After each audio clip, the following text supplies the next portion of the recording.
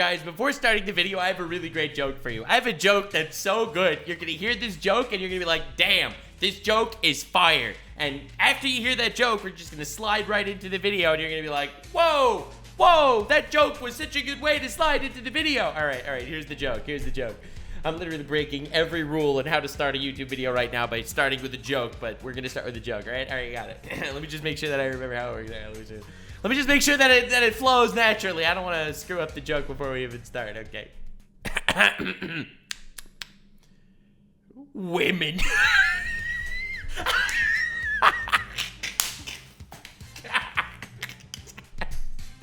All right. Okay, all right. Now that I'm canceled already, let's start getting into the video. Hopefully Twitter won't find the rest of this video. As a massive fan of women in general, and someone that respects them more than I think anyone else alive today, as someone that's collabed with women and been canceled by women, I, Lord Nuxanor, proclaim to you my new flagship series. All right, not really, but I'm just saying I could do more of these if you want. How to not write female characters. I love media, I love fiction, I've been doing fictional analyses for the longest time. Let's tackle the most complicated and difficult subject known to man, women. You see, a lot of people have an opinion that they don't like a specific character that happens to be a female character, and all of a sudden they're labeled as a misogynist online, and it's very sad, and there must be horrible people, and I completely agree, they are probably horrible people, like me, for example. Now, this is not the case. Over the course of this magnum opus women video, I have for you 8 characters that are probably some of the best written characters in fiction that happen to be women, and 8 characters that are probably some of the worst written characters in fiction that happen to be women. From Toph to Velma, to Raven to She-Hulk, this video covers everything, the magnum opus, both praising and destroying womankind. God, I wish women were real. Now, before hopping into the absolute cancelable memery of this video, allow me to thank the beautiful Mad Lads over at War Thunder for sponsoring my madness. Have you ever wanted to have your head crushed like a watermelon by some juicy anime girl thighs? No? That's okay. Denial is the first step. But speaking of crushing some heads, in War Thunder you can pilot some fighter jets and some battleships adorned with your waifu of choice. You can live vicariously through your opponents, crushing their heads with the proverbial thighs of the anime girl customization on your battleships. You've always wanted to be dominated by an anime girl, but now you can finally be the anime girl doing the dominating.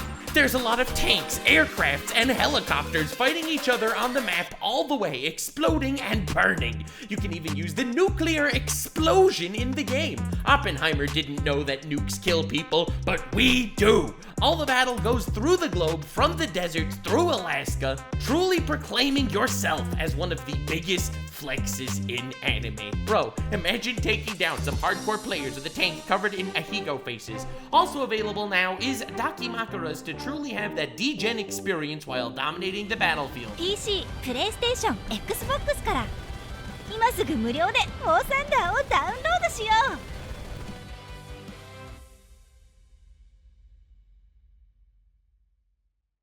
Let's just jump right into it, and I want to start off with a well-written character. That's right, we start off with talking about wholesome topics. We're going to talk about Velma later in the video. It's going to be fun. But for now, I wanted to talk about Toph from Avatar: The Last Airbender. Now, if you look at Toph's character arc for just a moment, you'll see why it's so well-written. Toph is a character who is given absolutely everything and help by everyone when she didn't need help. She is being treated like a cripple and like a prisoner because she's blind. She then decides to get to the point that she doesn't need help. She doesn't need anyone's help. And she'll start this massive journey on her own with her friends to save the world, fight in a war, you know, all sorts of crazy wacky shiz, where she eventually completes her character arc explaining to herself how it's okay to ask for help. It's a very cool and well-written storyline and story arc for a character. And as just a little detail, because I want to do an entire No One Understands Toph video at some point, I feel like it's so impressive how throughout the entire series you have like the gang forgetting Toph is blind and stuff, and that became like a whole running gag throughout the show that I'm gonna get canceled for saying that I like the gag that they forget. She's like, oh my god, is Nux pro-ableism? And the fact that people treat her like a functional member of society, and that is what makes her feel most comfortable. She was more comfortable around the people people that forget she's blind and that treat her just like a human being than being around the people that are tiptoeing around her and making believe she doesn't even exist because she might be able to be used as a weakness against the very rich and esteemed Beifong family. What a beautiful and fantastic character arc for one of the most badass, powerful, and fantastic characters in the series. And guess what? She's also a woman. Being female in this show as this character does not change her character arc even a little. She has her funny feminine moment. She's running across the bridge over the water and she's sinking and she can't swim. Well, she's blind, so that makes sense. She doesn't even know what direction up is. And Tsuki jumps in and saves her and she's like, "Oh, Sokka, you saved me. Oh," and then gives Tsuki a kiss and Tsuki's like, "Oh yeah, it was me. It wasn't Sokka." And she's like, Well, you can go ahead and let me drown now. Now that's a funny gag that would only work for a female character, and it works absolute wonders. It's a funny scene. It's a great moment. Being female is not the prime directive of writing Toph. Writing Toph was character first, gender second. And you'll notice that throughout this video and this series, that becomes the major flaw when it comes to modern day writing of female characters. A lot of the time they're just like, oh, we want a female character, so now let's figure out what this character's about that we've already decided she has booba. And the decision could be we're gonna make her overpowered and epic because we want a badass female character, or it could be she'll be a damsel in distress character because we need a female character. I hate the fact that the we need a female character comes first and then it's like, okay, now we'll make them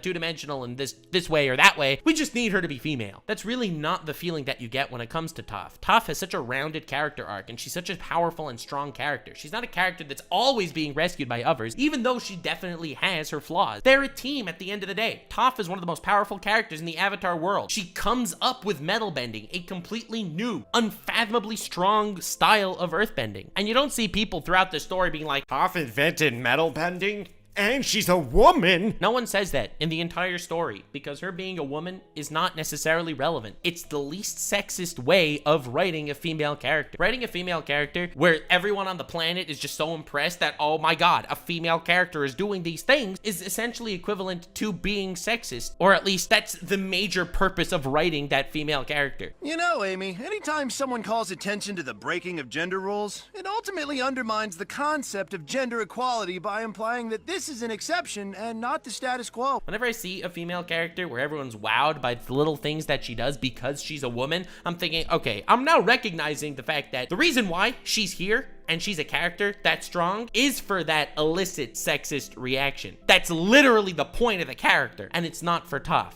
Toph is just an extremely well-written character that happens to be female. And yes, her being female and lack of feminine in some moments definitely plays on that gag. She's always against going to the spas and stuff because, oh, I'm not a girly girl like that, bro. I'm just not like that. And she does at some point and she actually likes it. And that doesn't detract from her character at all. You want a female character that people respect, a female character that people want to respect because of her actual, you know, her character. Now, since I went ahead and talked about a very well-written, badass female character, I want to talk about a poorly written badass female character. I was thinking of talking about Sakura here, but I felt like it wouldn't be as good enough of a contrast because, to be fair, Sakura is not ever, even for a minute in the show, like, oh man, there's Sakura, look how she's a badass, the way she tells Naruto she loves him right after throwing him to the wolves. Let me first go ahead and talk about Asuna from Sword Art Online. Now, Asuna is a very badass character, and she does a lot of really cool things in Sword Art Online. I do, however, think they're overshadowed by the fact that they're like, okay, but she's a girl also, and she loves Kirito, who's lonely, brooding, and edgy. And this is especially apparent in the later seasons. If you're not caught up with the lore, I watched all of Sword Art Online. I know most of you probably stopped after season 1 or season 2, if you watched it at all. I watched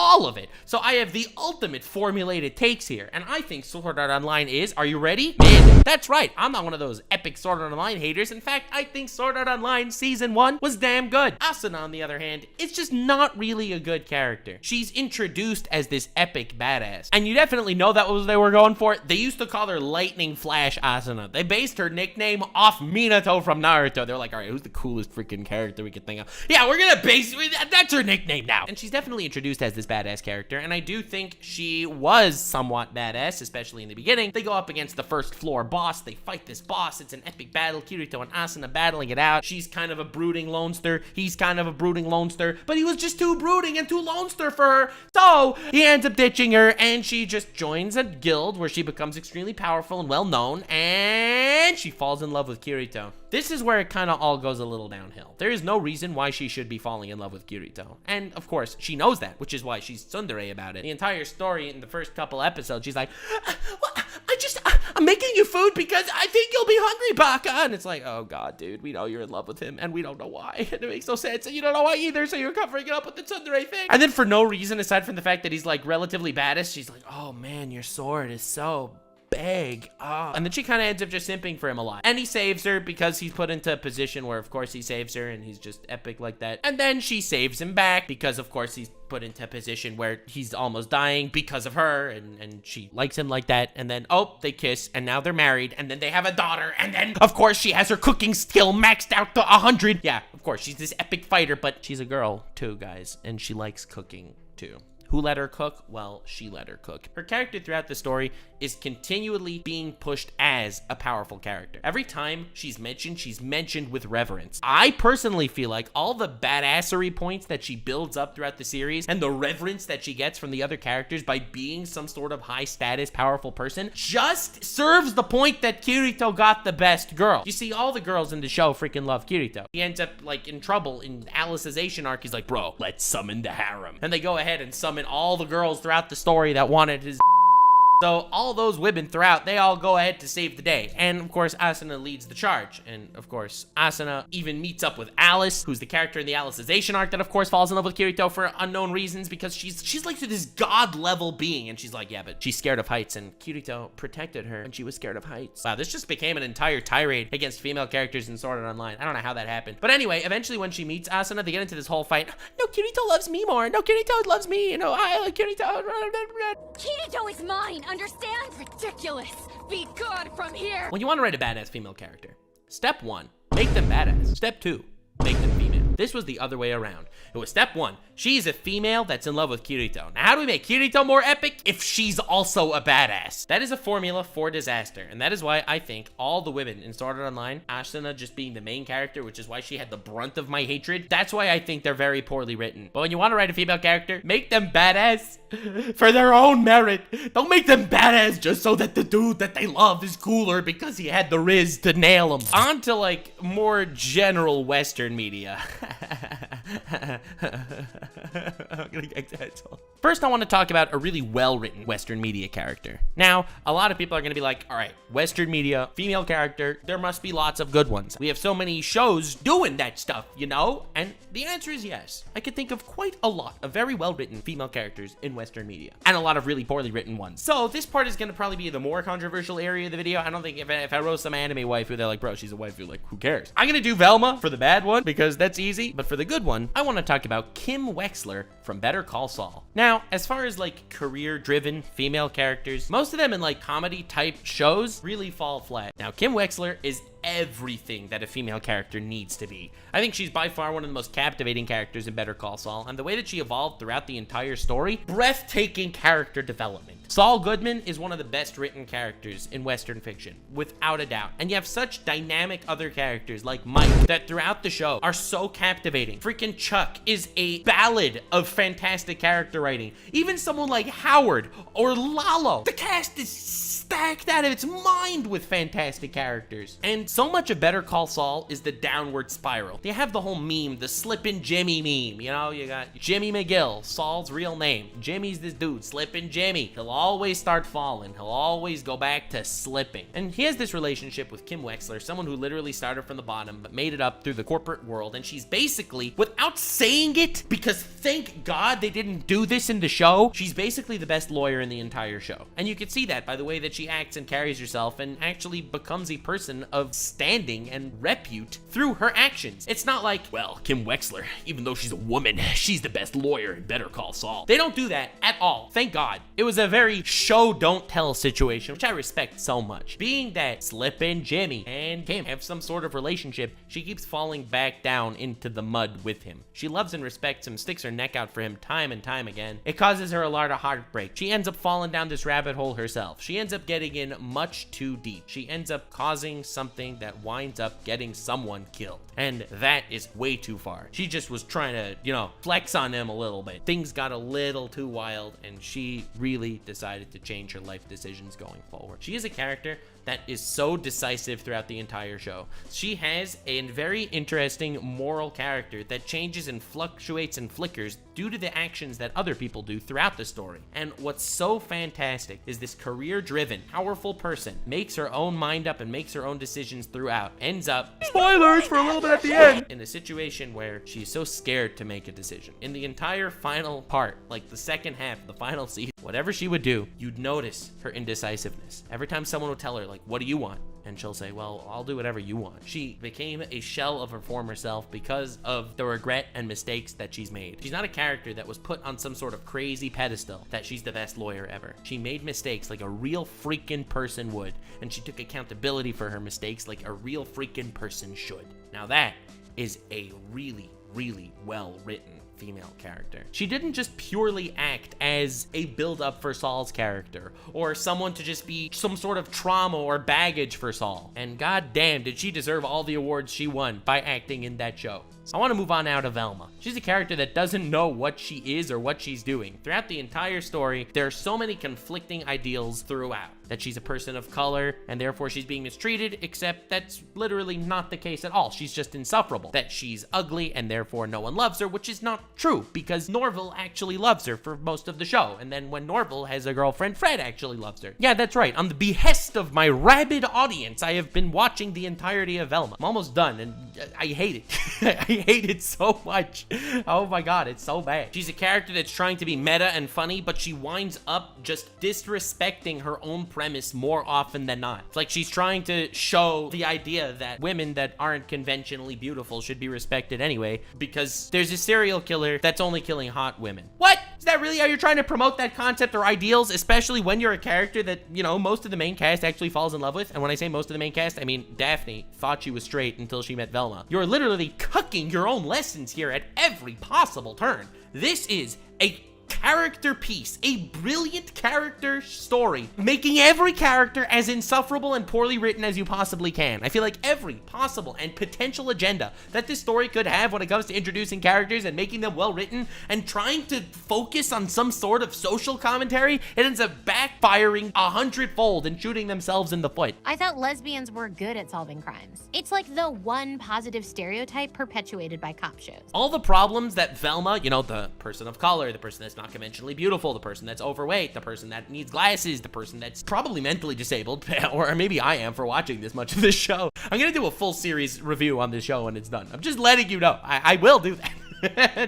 Don't quote me on that in case I change my mind. It is really, really bad at the end. I still have like 2 episodes left, but god damn. So despite the fact that it's trying to be a commentary on all of these issues, it's not, because she has everything that she possibly could want. And it's not that she's a good person, except she's fat and that's why people don't like her. No, she's a horrible, vindictive, manipulative, disgusting person throughout the entire story. Of course people don't like her. It actively works its hardest to negate every possible social commentary it could possibly have. Now, as a rule, I don't love fictional stories that are jackhammered full of social commentary. But if they are, at least let the commentary part hit. And it didn't. I don't know who let the writers of this show cook, but I goddamn hope they get freaking annihilated with health code violations. Whammon Jinx from Arcane. I want to talk about the psycho archetype, because we all know there are a lot of crazy women. I mean, there are a lot of insane characters that happen to be women. Not based on anything in reality, of course, because women are by far the most sane of humanity. I'm gonna get in so much trouble just by making these jokes. Jinx is a fantastically written character. If you haven't seen Arcane yet, there is something wrong with you. You should absolutely watch it. She is a character that is completely messed up in the head, and we actually understand why. We actually walk down this path with her every step of the way, and we see her descent into madness slowly but surely, mistake after mistake, gruesome detail after gruesome detail, and we understand the headspace that she finds herself in. Let me give you some rundown here, and if you haven't watched Arcane yet, honestly, it's your own fault for getting spoiled. You absolutely should have already watched Arcane. It's like one of the greatest animated series in history. It makes that corridor AI anime look like toilet paper, goddammit. Jinx is a character that starts off as a child who's grown up in a war-torn, ravished, and savaged area of the world. A place that is considered less by every single other person out there. The Undercity, as it's called, is basically a place for second-class citizens where no one respects them. It's riddled riddled with disease, riddled with poverty, and the Overcity does not care. Does not care that their suffering is also squashing them down to prevent any form of riots, and also isn't willing to give them their own autonomy of their own country because they'd rather have control over them. What a lovely take on the extremes of capitalism. Ah, Arcane is just so perfect. Powder grew up in this place and obviously had a really hard time. She had one person that loved her. She watched her own parents murdered in front of her eyes, and she's eventually adopted by Vander, an absolute Giga Chad mad lad. Now, Vander is a lot like me in many ways. He's out there trying to seek the peace, and so am I. That's why I make videos like this. And unfortunately, also like me, Vander gets a lot of hate from both sides. Obviously, he gets hate from the Overcity because he is an Undercity scallywag, and he gets hate from the Undercity because they don't want someone to keep the peace. They want an extremist. They want someone to fight for them. They want someone that'll always push back against the oppressors, even though he knows that that will cause so much death and destruction. Stuff happens. His kids get unruly. They start a whole fight down there. Things are going wrong, going wild. Powder is asked to leave because her inventions always fail, her little gadgets always screw up, and she's a child, but she wants to be a part of it anyway. While this whole crazy fight is going down, she rigs one of her machines to carry this little bomb thing to detonate at some point and save the day. It doesn't really go so well. The bomb thing, in a way, helped, but also murdered 2 of her adopted brothers. It caused so much death and destruction that she didn't expect. It sent a shiver down her spine. She wanted to be useful, and ultimately, she was a jinx to all the people around her. What happens after she does this and her sister sees her there, despite being asked not to join? I told you to stay away! No! Why did you leave me? Because you're a jinx! She said this in a fit of anger. Her 2 adopted siblings just died in front of her. She just watched Vander, her father figure, fall before her as well. From Powder's perspective though, her whole family turned on her when she was just trying to help, and she eventually gets recruited by the dark side of the Force, the extremists of the Undercity that try to get her on their side. And I'm gonna make an entire video about Arcane soon because goddamn, this show is just so damn good. I've seen it so many times. It's like an actual masterpiece. This is the first little third of the first season of Arcane. You have this character, Powder, who starts off as a child in a really, really rough situation, whose self-worth is basically based on Vander, her father, who she causes his demise, and her sister, Vi, who turns her back on her when she's trying to help. She ends up absorbing this and becoming the thing that people labeled her as so many people do. If you look online, you look at people that you're watching, so many of them become radicalized by the people around them. You have someone make some slightly racist joke or whatever that they didn't necessarily mean anything by, and then Twitter starts blasting them and attacking them for it, and then they'll just lean into it and be like, you know what, I am the villain. And it's the same kind of idea with Powder leaning into it and becoming a Jinx. She changes her name to Jinx as she joins up with Silco, this bad dude, and as the story progresses, you could see her mind break. You could see how she's transformed from this innocent girl to someone who's working for the ultimate bad guys here, despite the fact that they have some sort of just motive. She doesn't even care about the just motive. She is completely enraptured with this guy Silco, who's now her new father figure, despite him being the dude that caused the demise of her previous father figure. You see her get from point A to point B so well. It's written so well every step of the way. Vi is also a fantastic female character and probably going to have her own entry on this series of how to not write a female character if the series goes long enough without me getting canceled in between. That would be dope. But I wanted to focus on Powder because I wanted to focus on this psychotic archetype of character. She goes crazy. She goes absolute bananas. She just has like a little mental freak out and murders somebody, half on accident, half on purpose, and then feels so bad that she murders that person that she proceeds to murder other people. I don't want to spoil the actual end of the show. Everything I told you is basically the first 3 episodes of the story. I know that I said like this whole spiel about, if you didn't see Arcane, I don't care, I'm gonna tell you anyway. Yeah, well, I lied. I want you to watch this show really badly. Go now, do it, do it. I'm not gonna ruin the rest of it. This is 3 episodes of character development, and it's basically on a side character, because Powder is not the most important character in those 3 episodes. You have no idea how fantastic this story is. So anyway, she becomes the psychotic simp of Silco for a little bit, flip-flops to both sides. She doesn't know what she's doing. Her head's splitting apart. She has her sister on one side, Silco on the other side. She doesn't know what's right, and she makes a lot of mistakes on the way. That is a psychotic character done right. She's a nutcase, and she is one of the best written characters I've ever seen.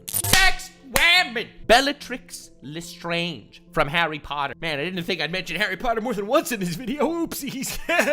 I'm just a glutton for punishment, aren't I? So I'm gonna put Bellatrix as a psycho character done in the done wrong category. And I'm surprised. Normally, when I read a book or watch a show, I don't know much about the author, okay? But thanks to Twitter, I know a thing or two about J.K. Rowling. She loves women's rights. She is like the most pro-women's rights of all time. She's transphobic to the point that she wants women that aren't trans women to get more rights. That's the person that J.K. Rowling is. I'm surprised that Bellatrix Lestrange is as shallow of a character as she is. I've read the books, okay? She's a psycho for the sake of just being a psycho. When you get into her story, their basic writing is, well, she was always crazy and she became this nutso simp for Voldemort. She's just out there torturing people whenever she can, murdering people whenever she can. Like, she makes the Malfoys look like the type of generous, kind, and thoughtful people that would be like, imagine influencers that donate money to charity, but don't publicize that they're donating money to charity. Every time she's introduced in the story, she's evil. She's introduced in Azkaban as some evil, nutso, crazy witch lady. Everyone she fights, she's done these evil giggles and cackles and giggles and evil laughs.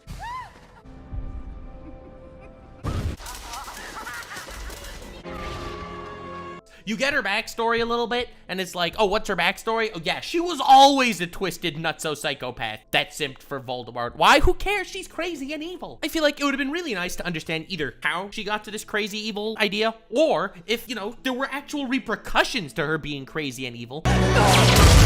But no, there were none of those things. It's like, in order to paint the picture of like the psycho woman style character, and I had a whole list of psycho women that I was picking through for making this video. Okay, that sounds really wrong. I like went down the freaking rabbit hole, okay? I was looking at Esdeath from Akame ga Kill. I was looking at Yuno Gasai from Future Diary. Like, I have a whole list of psycho women that I was thinking of putting on this video, and then it just hit me. The psycho women archetype thing, you know, the Harley Quinn style wackos that somehow are always simps. Have you noticed that all the psycho women are simps? But then it hit me why Bellatrix Lestrange really just freaking sticks out as a monumentally annoying, poorly written character. Bellatrix Lestrange is one note because when you're writing a psycho, you have to sort of have some sort of battle, some sort of inner turmoil, some sort of inner strife that make you really wonder why they tick. And it was really when I started going through my list of psycho women that I realized there is nothing there beneath the surface for Bellatrix Lestrange. JK wanted to create like this archetype, this evil psycho bitch archetype, and was like, well, let's just make her the epitome of evil, and that's it. I feel like there's so much more nuance with the well-written psychopath female characters. Compared to Jinx or Harley Quinn, you have some actual complex characters with complex mindsets that, yes, they do abhorrent and horrible things every once in a while, but you could sort of understand how their mind broke or what's going on in their head somewhat to kind of keep going. With Bellatrix, it's like she almost gets some sort of sexual gratification for being cruel, and the reason why she simps for Voldemort is because he's just better at being cruel than she is, and that cruelness is her entire entity. I'm just saying that if you want to write a psycho female character, don't just be like, and she's cruel and evil and likes cruelty and evilness. Yeah, we're gonna leave the poorly written progressive character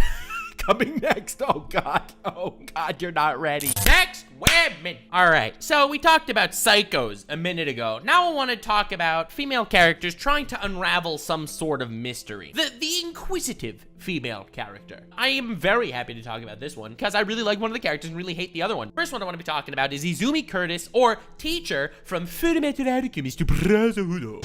Full Metal Alchemist. This one is actually a recommendation from the comment section on my last How to Not Write a Female Character, so let me know other female characters. This is one of the best female characters on my list of female characters. Izumi Curtis is a character that made a dreadful mistake. She dabbled with taboo. Among the alchemists in this series, there is one rule. In accordance with this law, there is a taboo among alchemists. Human transmutation is strictly forbidden. For what could equal the value of a human soul? I am so happy and eager to talk about Izumi Curtis. This is a character that, in my opinion, is just fantastically written. She is a character that when people ask her who she is, what she does, she says, I'm a housewife, okay? Just what the hell are you? You asked what I am. and she's not embarrassed about it at all. Why? She can kick your absolute booty. She's one of the most terrifying characters in the entire Fullmetal Alchemist Brotherhood series. Every time I think of her, I think of the massive hand coming out of the wall, punching Sloth, who, by the way, is the super fast, super strong, immortal creature. Punches Sloth, Sloth goes flying, a little door opens in the giant hand, and steps descend. And then she just walks out in like a lab coat and flip-flops, being like, what's all this commotion? She is absolutely terrifying. She tormented the Briggs soldiers. This is a fortress, okay? All the way in the north, where the soldiers are the absolute peak badasses, all right? Nothing gets past them, except for one lady and her flip-flops. Standing out there up north, she killed a bear with her bare hands. She steals ration from the most secure security base in the country, and then she leaves a month later. This was just like a little exercise for her. She is the ultimate badass character. She's dabbled with all forms of alchemy at their highest level. She is the mentor character of the main characters, Edward and Elric. She is everything that a badass needs to be. She kicks absolute booty. She is stronger than pretty much every other good guy in the show. It's like, you look at all these good guy characters, I don't know if any of them are stronger than her. She's like what? She's incredible. There's a reason why she's on this list. And it's not to talk about how badass she is. It's the fact that she's a female character that's a woman, and she's understandably a woman. She's unabashedly a woman. She miscarries her child, and she feels terrible about it, so she dabbles with things that she shouldn't have. She uses human transmutation to try to bring her baby back to life, and she fails. And due to everyone who fails this human transmutation, it takes something in return. For the main character, Ed, it took his leg. For Alphonse, it took his body. For their teacher, it took her internal organs. A lot of them. She is sick for so much of the story. She's just coughing up blood everywhere. She is not well. Despite all this, she's the strongest character. And despite all this, she is a woman that lost her baby and would do anything to try to bring her baby back to life. They're not trying to say, oh, this is a badass female character. Now, how badass female? Well, then she has to, you know, completely avoid every possible female stereotype. But she doesn't. She describes herself as a housewife with pride. She's a character that's at the peak badass level of the world, but she doesn't have to always prove that she's wearing the pants in the family by, you know, insulting her husband and stuff. She loves and reveres her husband. She's way more powerful than him, but she still talks about him with so much respect. I feel like the archetype of the badass woman character also becomes the archetype of a character that doesn't want to be recognized to have any female traits or stereotypes that society imposes upon them. They don't need no man. They don't need a husband. They don't respect males. Now, I have nothing against that archetype for character, but I really appreciate the fact that they could write a woman character that's also one of the most powerful, badass, terrifying characters in the story, that's just such a great person, and also doesn't shy away from any of the, I guess, female quote-unquote stereotypes, but on the contrary, she shows so much more respect to women by showing how these stereotypes make her a stronger person. And I also love that I have seen people talking about Izumi Curtis from FMA being like, no,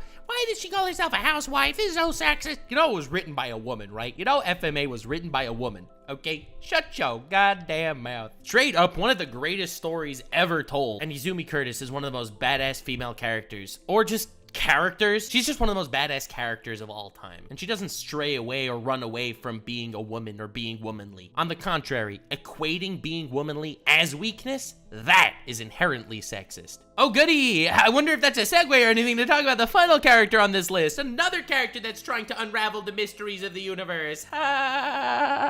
Next.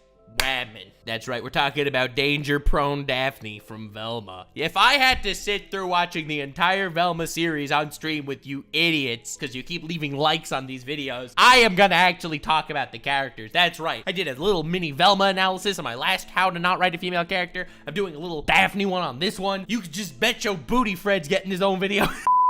Daphne is a character that is so wrong in all the ways I just described of how right Izumi Curtis is. Based on her brilliant intellect, they've discovered that, well, you see, the serial killer that's going around killing women, it's only doing that because women are vulnerable. So they make a tournament where Daphne comes out the undisputed victor. You ready for this? A tournament to see which woman is the least vulnerable. You see, Daphne is out here trying to fight the good fight for women, proving that she's the least vulnerable character among the women. She's still vulnerable because she's a woman, but she's the least vulnerable. Okay, you see what I'm saying here? Is that cute? Which is ironic because her whole danger-prone Daphne persona just makes her do stupid things. It's like so often this show is trying to tell you, yes, women are vulnerable in society. And then she goes ahead and walks into like abandoned mine shafts and she steals drugs. It's like, oh yes, women are vulnerable in society. Bro, she wouldn't be vulnerable if she just did normal things and didn't commit crimes and hang out with criminals and do all these crazy shenanigans. If she wasn't quote unquote danger prone and always putting herself in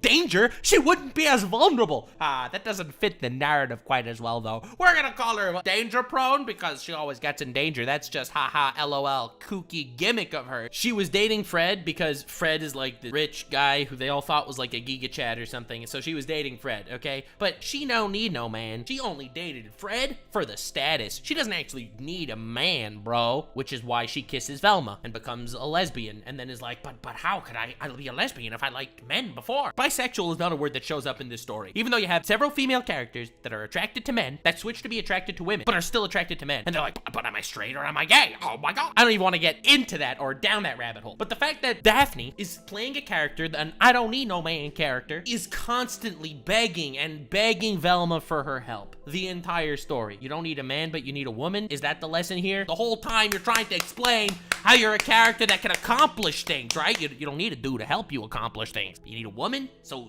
you can accomplish things after all. That was the lesson here. And she proceeds to make horrible mistake after horrible mistake, doing stupid things every freaking step of the way. Oh, I'm gonna figure out what happened. So I'm just gonna join up with a band of criminals and maybe that'll help. It tries to make this idea that you could forge your own path, you could become your own person, you shouldn't do what society expects of you. Except that's literally the opposite of what actually happens to her. She realizes her parents are criminals. She's a criminal. There's nothing she could have done about that. She ends up becoming a criminal, having nothing to do with knowing that her parents were criminals. She was a criminal before her parents even revealed themselves to her, before she even knew that they were criminals. So no, turns out you can't make your own decisions and be badass. You're just freaking product of what society creates of you, whether it's your parents, whether it's your moms, whether it's your freaking patriarchy that's forcing you to conform and whatever. It doesn't matter. She breaks every possible and potential way that she could become her own person. The whole story is just, it makes me convulse. I feel like I'm so close to a seizure almost every single time I watch one of these episodes. Every time they try to set up some sort of narrative structure or meta commentary on society, they end up breaking their own rules with the actions taken by the poorly ass written characters. Izumi Curtis from Fullmetal Alchemist Brotherhood is never ashamed of being a woman and never saying that women are less or deemed as less or any of that. She proves that she doesn't need no help. She proves that she's a badass with freaking actions, not with words. Daphne, with words, comes along with all these incredibly highly progressive mantras, but then proceeds to freaking make mistakes herself and need help with everyone. She doesn't do anything even remotely badass, except for make terrible mistakes throughout the entire story and prove that she can't actually do anything herself. I lose it every time I try to actually figure out what this show is trying to tell me. I feel like at the end of the day, it's not trying to tell me anything. I almost wonder if the jarring ideas between the progressivism and also the absolute opposite of that when it comes to actually talking about what goes on in the show, I wonder if it's intentional, if that's supposed to be some sort of comedy, but maybe that's just me trying to see it for better than it is. Maybe I should just admit to myself that it's absolute trash and I wasted hours of my life watching it because of you idiots on the other side of the screen smashing likes on the videos. And now I'm making this video here where I'm obviously gonna get canceled by either the Harry Potter fanatics, the fans that hate that I said Bellatrix is a one-note character, or the haters that say, how dare I even mention Harry Potter? I might give an extra penny or two to billionaire J.K. Rowling. Or just the idea that I'm analyzing female characters also. As a male with an incredibly white VTuber model, I am incredibly, I'm incredibly close to just getting blasted by everyone. So with that I say, come at me, Twitter. I have found a way to defeat you. I just don't look at the app. I wanted to talk a little bit about Raven, one of the most well-written characters I've ever seen, and absolutely, without a doubt, an S-tier childhood crush waifu character. We've all seen the Rule 34. We all know why she earns that spot. Raven is a character that in the beginning of Teen Titans exhibits a lot of issues. Oh my god, a character exhibiting issues, but we have to make believe that she's a woman, she's perfect. You fool! You fell victim to one of the classic blunders. The first step of writing a good female character. Writing a good character. People just don't learn. It's nice seeing how she is the closest friends of Starfire. Starfire is this incredibly outgoing and bubbly personality, and Raven is this incredibly antisocial personality that is always locking herself into her own personal space. She'll stay in a room for hours at a time. She'll pop out to save the day with everyone else. She's a relatively grouchy person that has a very hard time interacting with everyone. Her contributions to the actual team are incredibly appreciated because she's broken. She's really freaking strong. Who would have thought Teen Titans, a show that was made like 20 years ago, where the two strongest of the 5 main characters are both women, and they're both well-written characters to boot. I'm probably gonna have Starfire on a future episode of How to Not Write Female Characters, talking about how she's also a well-written character, especially in the Troc episode. If you know what I'm talking about, you know what I'm talking about. Probably in the best depiction of racism in a cartoon I have ever seen. But this time we're talking about Raven. Raven is a bit of a shut-in. She's grouchy. She has a hard time making friends. Even the people that do care about her and genuinely do care about her for herself, not just for her power, she has an incredibly hard time opening up to them. This is a very solid base for a character that will slowly but surely start to gain trust and friendship with the different characters in the group. There are many episodes throughout the story where she is slowly but surely becoming closer and closer friends with many of them. I think that Nevermore is a fantastic example. Beast Boy and Cyborg are going to bug Raven a little bit, and they find this creepy mirror. They end up touching the mirror, and it transports them into this alternate world. This alternate world is all kinds of kooky, and in this alternate world, there are many different versions of Raven showing up. There's a happy, joking Raven. There's a depressed, mopey Raven. There's the super lovable Raven, and then there's regular Raven, who shows up towards the end of this episode. They have no idea what's going on, why there are all these Ravens in this crazy alternate reality, which is absolutely terrifying. Twists and turns everywhere. Gravity is going backwards. These monstrous crow monsters, or ravens.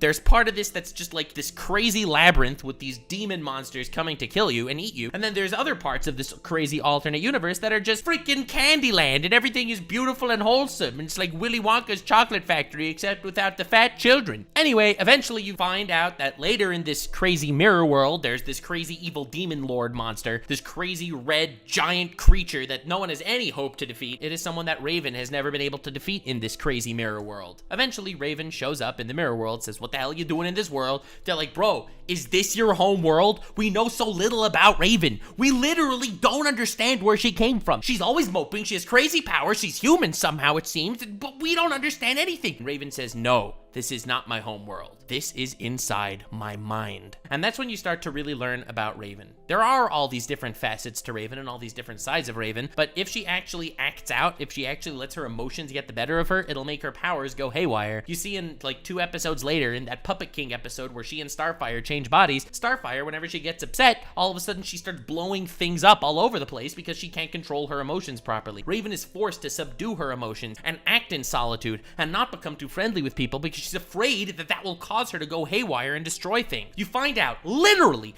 3.5 seasons later, that the giant red monster guy that was in her mind that was incredibly overpowering and terrifying, that's her dad. Yeah, she was suffering from daddy issues. Literal crazy parental PTSD, father abuse problems throughout this entire show too. This dude wanted her to basically become a super weapon of his to start wiping out realities. And you know what? He's really good at it. She is living her life, jumping from dimension to dimension, knowing that she can't get close to anyone, because if she does, she acts as some sort of beacon. She could become a key to unlock the world for Trigon to show up and wipe out an entire dimension of existence. She is living every day of her life with this incredible fear and trauma weighing on her shoulders, knowing at any time it could be the last breath everyone takes. Despite this, she becomes closer with them, she becomes friends with them, she entrusts her darkest, deepest secrets with them, and because of the power of friendship, they're able to team up and defeat Trigon, literal interdimensional Satan. Now, that is one of the greatest character arcs you will ever see of any character ever. Raven happens to be a female character, but that is relatively irrelevant in the grand scheme of things when it comes to how powerful her character arc is, because of how cool, badass, and human she felt. She feels like a real human being, someone with their own struggles and their own turmoil that they managed to overcome. They managed to form bonds with a lot of people and use those bonds, their friendships, all their trials and tribulations and tragedy that they've gone through, all of that in order to finally manage to become more than themselves and overpower their inner demons as well as their outer demons. It's such a beautiful story. It's such a beautiful way to write a character. Really glad I got to give Raven a nice slot here, and I really wanted to put her up against one of the worst written characters of all time just to signify how massive of a difference it is between the writing of a good female character and a bad one. So we're moving on to She-Hulk now. Now that I can express to you how much I think Raven is a great character, I can express to you how bad of a character She-Hulk is in the same superhero genre. So we discussed Raven's traumatic backstory, the incredible trauma trauma that Raven went through in her backstory and her life, and how she's gonna work with that trauma. Now, She-Hulk has trauma too. She-Hulk has trauma, why? It's not like she had powers from a young age and she was ostracized. She got powers because she was in a car crash in episode 1 of the She-Hulk show, and her blood mixed with Bruce Banner because they were cousins or something in the most cringe Naruto versus Sasuke bleeding out into each other's arms moment, and oh my god, she has Hulk powers now. So it's not the powers that gave her the struggle in the past. What was it then? Was it her career or money issues? No, in fact, it wasn't that at all. She's a very esteemed lawyer. She's a woman with a career and everyone can respect her. She's making good money. She's well respected. She's doing everything right in life. She has it all. Was she abused? Well, no, not really. You know what her trauma was? Her trauma was she's a woman. It's wild to me that they thought this was a well-written character. That anyone sat down and was like, oh my god, I thought of an amazing way to make a superhero overcome their issues. First of all, could we just acknowledge the fact how funny it is that they all got their power because she got into that car accident? She was a woman that can't drive. Like, it was...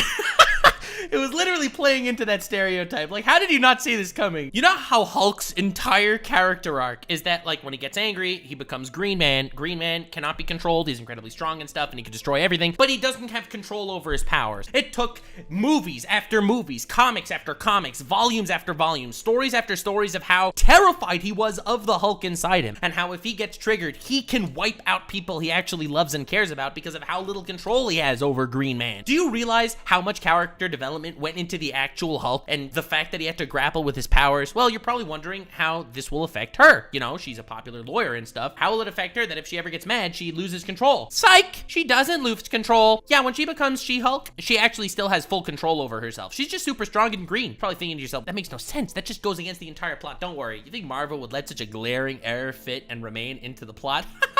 Of course not, as she explains to Hulk that, oh, Hulk only after gaining Hulk powers. Bruce Banner needed to start worrying about controlling his emotions and his anger. But she is a woman. She has to control herself every single day. So I'm an expert at controlling my anger because I do it infinitely more than you. Every time there could possibly be some level of difficulty that she'll need to overcome and work hard to overcome, they just give it to her because she is a woman. Her tragic backstory, she is a woman. She can control her Hulk powers because she is a woman, and she has a tragic backstory of being a woman. Where is the writing here? Where are the struggles? She ends up making this big mistake in court, right? She ends up going all hulking out. She throws a table. She stops some guy that's trying to blow shiz up, whatever. Her punishment is for acting out in some crazy way. Well, I'm sure she's gonna face repercussions to that. Her powers are probably gonna be difficult. Nope. She's offered an even better job, becoming a lawyer for superheroes, where she proceeds to do a terrible job. The story then focuses on how sad it is that she can't find a man, yet she's also constantly hating the fact that when she's sitting alone at a bar, she gets hit on. The story is constantly written with all of these issues and how every single problem that she needs to overcome has a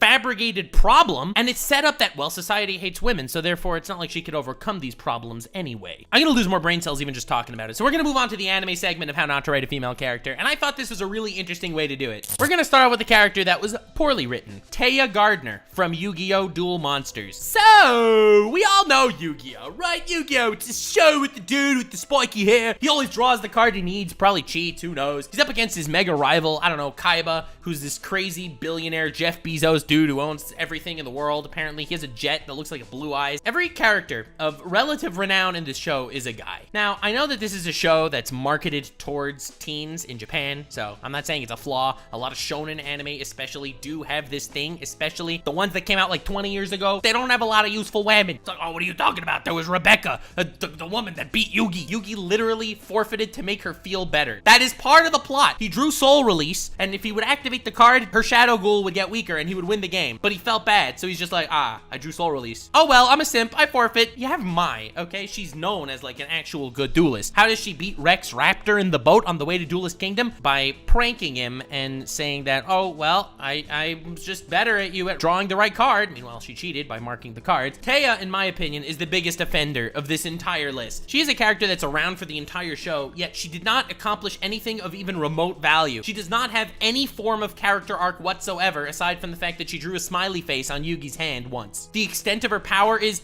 Yug, I believe in you, when Yug is losing, and then Yug draws the right card because he has a boner, and boners apparently help the heart of the cards a lot. You even got characters like Ishizu, who I think is a really cool character with the power to see the future. She loses the only duel she plays in the entire show.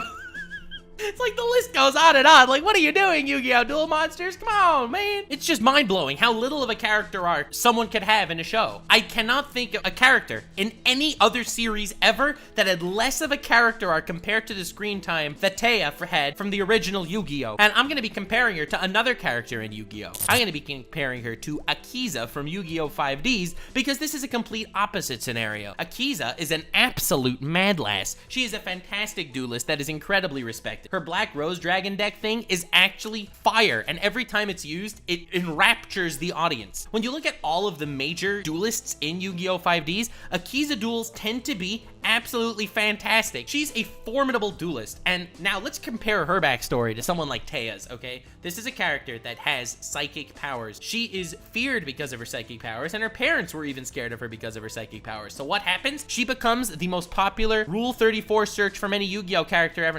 She becomes a terrifying duelist. She gets basically abused and groomed by a psychic organization where Sayer, the leader of this psychic group, is taking complete advantage of her. She has a full character arc in the span of the show. Now, the main antagonists in the first major part of Yu-Gi-Oh! 5Ds are these crazy dark signers that are trying to destroy the world and stuff and all that, all right? There's also a side antagonist, which is extremely important to the story, Sayer and his psychic organization also trying to take control of the world. Now, Yusei and Jack, the two main characters, they obviously become the two main protagonists in regard to dealing with the dark signers, the ones trying to destroy the world. However, Akisa, as a former member of the psychic organization that was saved and freed by Yusei, becomes the main protagonist when it comes to taking them down. She has a full character arc, a full progression of her character's talents. She learns how to ride a motorcycle and she becomes a terrifying speed duelist as well. She is well renowned for her abilities, well respected. She captures the audience every time. She has massive boobs. Sorry, coughed there for a second. And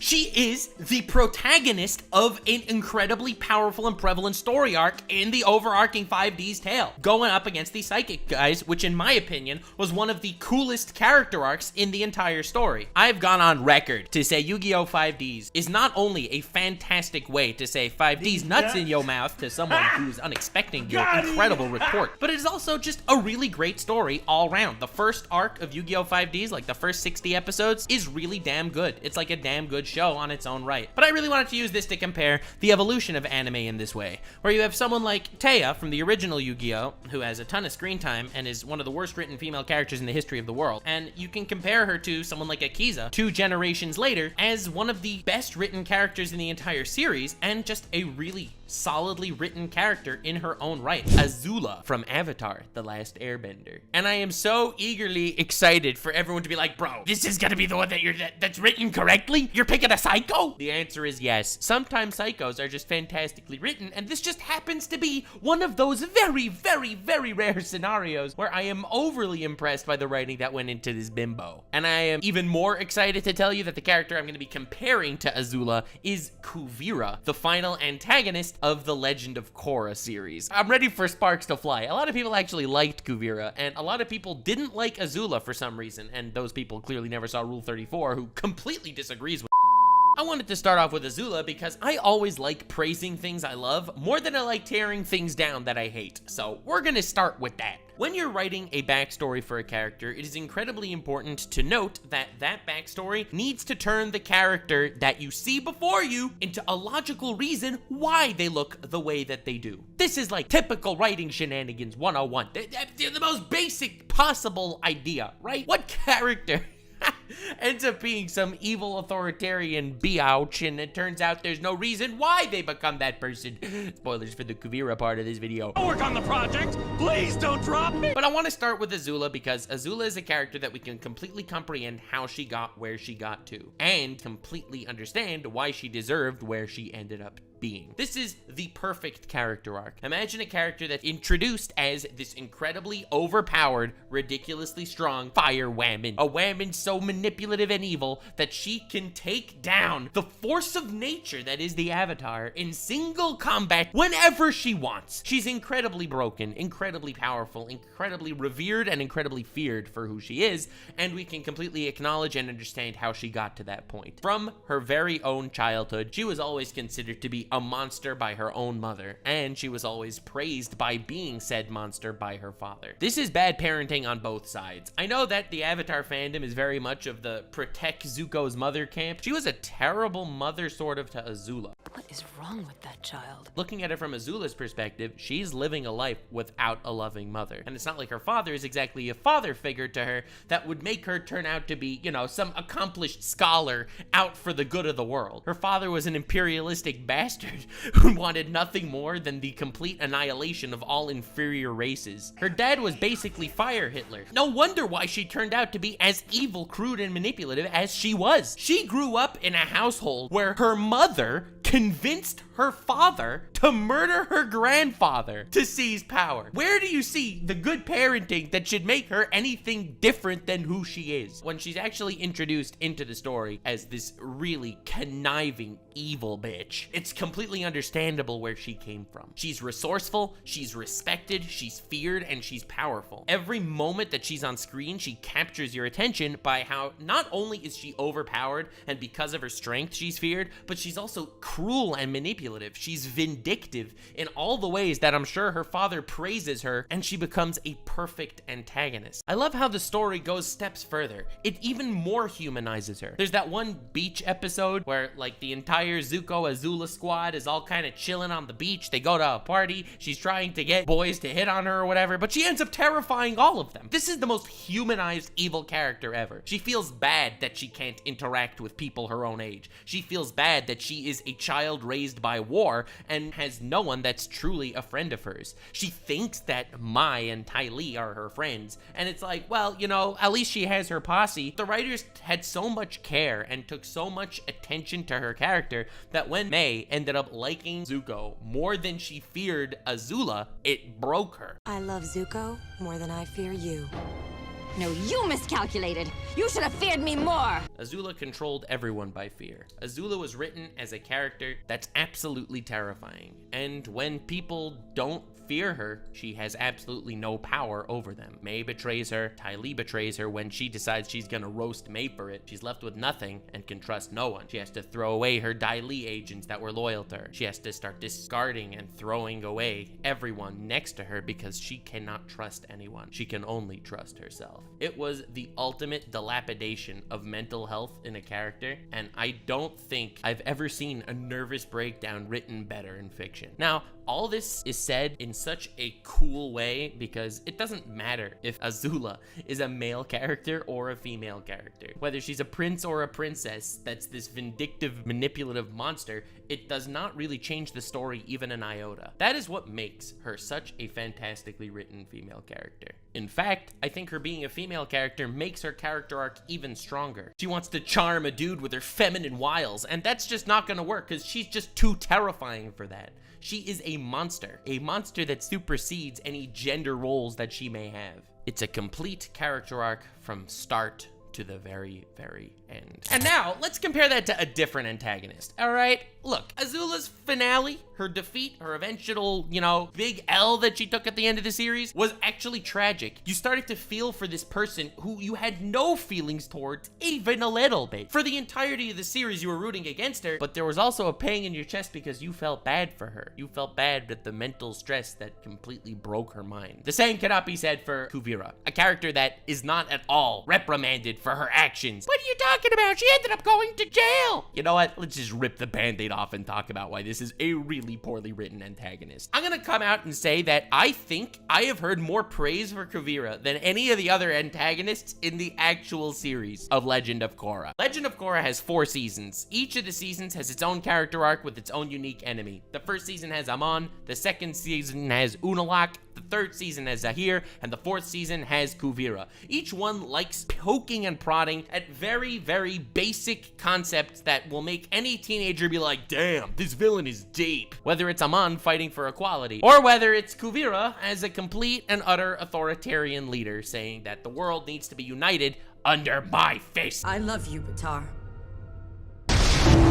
Everyone has their ideology that I think every single person watching can scratch their head and somewhat understand or somewhat respect what they're coming from or going through. While I think Kuvira is respected as maybe the best written of them, I think she's by far the worst written of them. And I'm probably gonna do an OP analysis in the future on Zahir and on Amon, because I do think both of those are actually good characters. Kuvira's never getting an OP done right on this channel. So I had to give you that breakdown to really stress why Kuvira is, in my opinion, the weakest of the antagonists, and why she is a female character that was written incredibly poorly. So the third season, following Zahir, he's the anarchist dude. We all know what happens when anarchy prevails. Tyrant shows up, becomes an authoritarian, evil-ass leader, and that's Kuvira. Zahir in his character arc kills the Earth Queen and is like, well, I don't believe in kings or queens. Kuvira's like, well, now there's no Earth Queen, time to take over the world. And she pretty much takes over the world in a giant mech, because every fight in Legend of Korra has to end with giant mechs. Now, remember how I went into the meticulously crafted backstory of Azula and why she ended up becoming a tyrant, and how you can understand and somewhat relate to what she was going through and what put her in that spot? The same cannot be said for Kuvira. You know Kuvira's backstory? In the third season, she was one of the foot soldiers of some lady. That's it. And then she becomes the most terrifying leader of an entire empire of the freaking United Nations of Kuvira.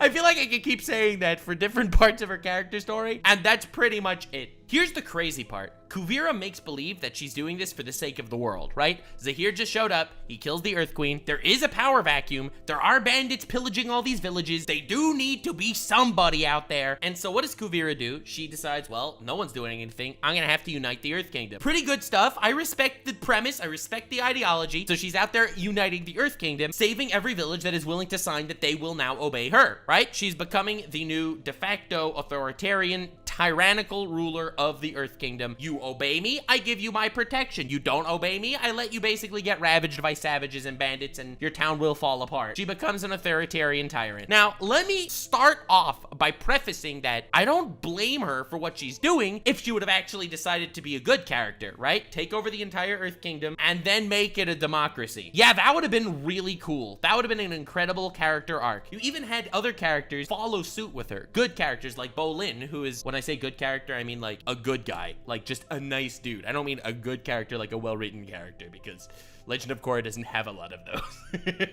You have all these people following her, and she just goes full One Piece world government. Full authoritarian, basically going against her own ideology. She's saying that she wants to unite people because otherwise the Earth Kingdom would collapse. So she feels like the only way to do that is to get a giant mech and nuke capital city, because the capital city is technically built on Earth Kingdom soil, which basically is exactly the same thing that the previous corrupt Earth Queen wanted to do. Like, do you see why this is really bad character writing? Any form of good character writing would have made Kuvira actually follow the ideology that she's spouting. She obviously doesn't want the best for the Earth Kingdom. She's doing it because she wants to be the evil authoritarian ruler of the people. It's almost like the power went to her head. She's like, well, originally I wanted to do this for the right reasons, and now that I realize I can do it for the wrong reasons, it sounds like it's such a much better deal. Perhaps they're all remembering that old saying, power corrupts. She's the most flimsy, backwards character that's just ping-ponging back and forth between ideologies, where you don't actually see any of the people that are working for her respect her. They're just blindly following her because they don't have any possible ideology of their own. And to even like put the freaking hammer to the nail, they're like, okay, so she also has this boyfriend that she really loves and they're gonna rule the Earth Kingdom together, okay? Boyfriend ends up getting captured and she's like, oh well, and she nukes the hideout of the good guys who captured the boyfriend. Where was the switch that flipped?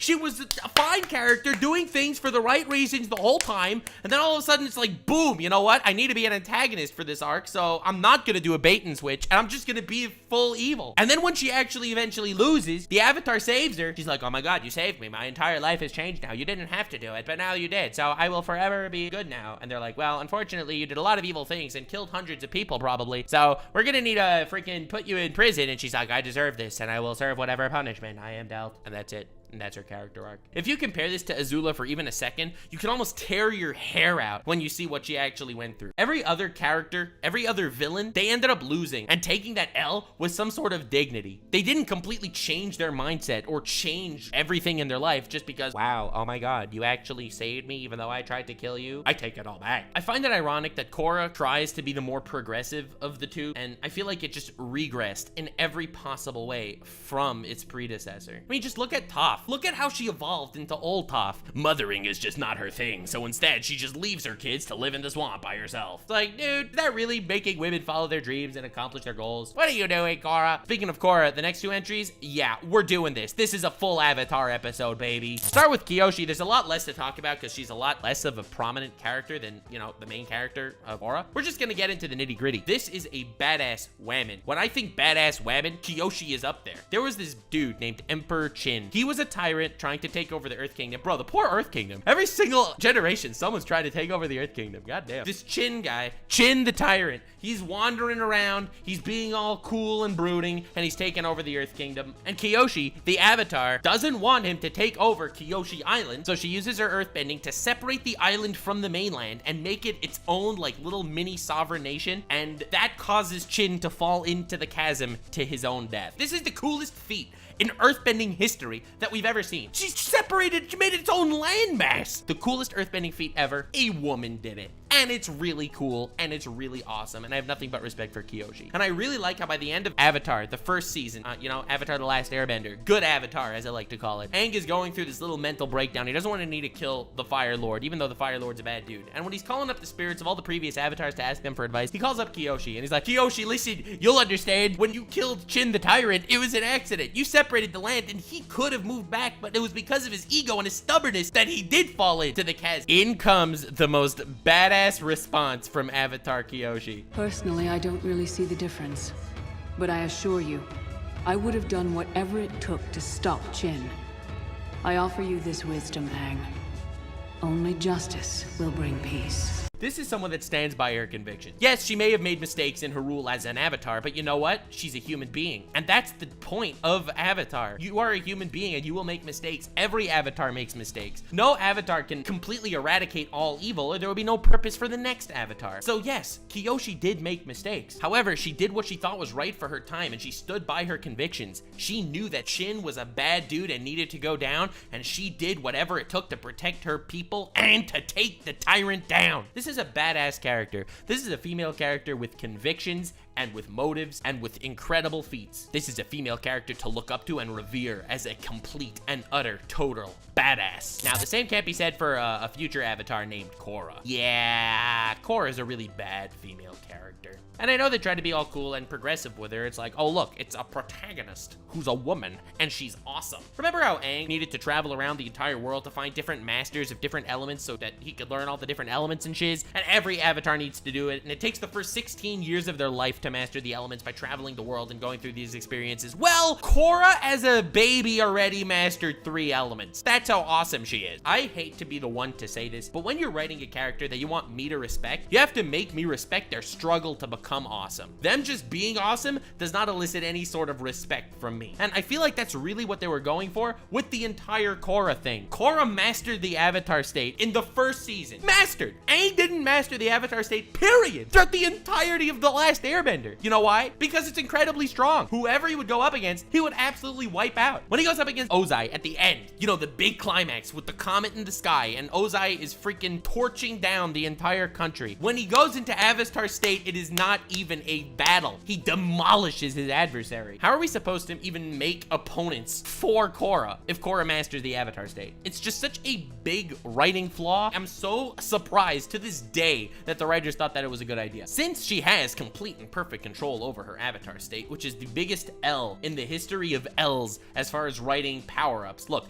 I talk about overpowered characters all the time. I have a whole series, overpowered characters done right and done wrong. Korra is an overpowered character done wrong, and Aang is an overpowered character done right. She disrespects what it means to be an Avatar by mastering the Avatar state so easily. And you know what she uses it for? Winning races against Tenzin's children. Whenever she actually uses it, she loses the fight in the actual series. Kuvira defeats her while she has her Avatar state. But it's not fair, she has PTSD and that's what stops her. At least she has PTSD, it probably means she had character development, right? Yeah, off screen. She lost so badly to Zahir, and it wasn't even the biggest L she took in the series. She takes L's from literally everyone throughout the entire story. And instead of actually, you know, learning from her mistakes and growing from them on screen, it's off screen.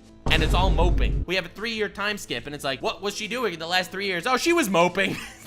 She kind of left the world to do its own thing while she just, you know, she was busy being sad that she took an L. She's immediately introduced as the strongest avatar ever, okay? Immediately has mastery over 3 elements. At the end of the first season, she already masters the avatar state, which Aang didn't do in the entire first season, in the entire last Airbender series. So disrespecting the character growth of Aang is not a great way to make me impressed by the female character Korra. It's not called a strong character if a character is just strong with no struggle to get to that level of strength. There has to be some sort of struggle, something to overcome, something there. All her struggles throughout the story are self-doubt, and that make her lose all her fights. That and the writers just intentionally nerf her sometimes to increase the stakes. So on the one hand, you're supposed to respect this character for being able to accomplish things that no avatar in the history of avatars have been able to do. But you do realize that these writing props to make it look like she's a respectable and badass character end up coming back to slap you in the face when she can't actually accomplish anything with all these tools that she has at her disposal. The fact that she takes an L against Amon, takes an L against Unalaq in the second season, which causes her, by the way, to break the bond to all the previous avatars, biggest L in avatar history. Then she has to take an L in the third season to Zahir, and it was an L so big,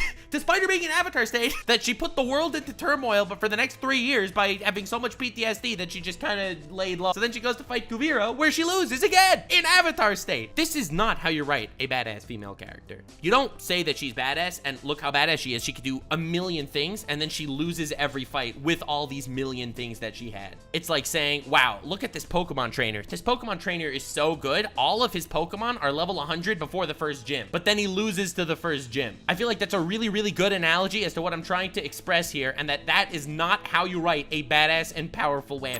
Thank you so much for bearing with me until this point. If you did watch this far, I presume you have not been one of those that canceled me for this video on X.com, which totally doesn't look like a porn site now, and I appreciate you tremendously. Please subscribe, leave a like, share this to a friend, show people what women would be like if they were real. God, I wish women were real.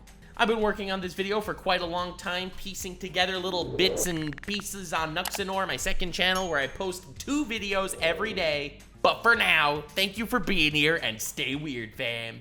Now, once again, before you guys click off, I am begging ya, click War Thunder's link in the description. It's a fantastic game and it has that weeb pizzazz that I think everyone will enjoy. An incredibly serious game that doesn't take itself too seriously is everything I want in a video game. Click the link, support ya boy. Stay weird, fam.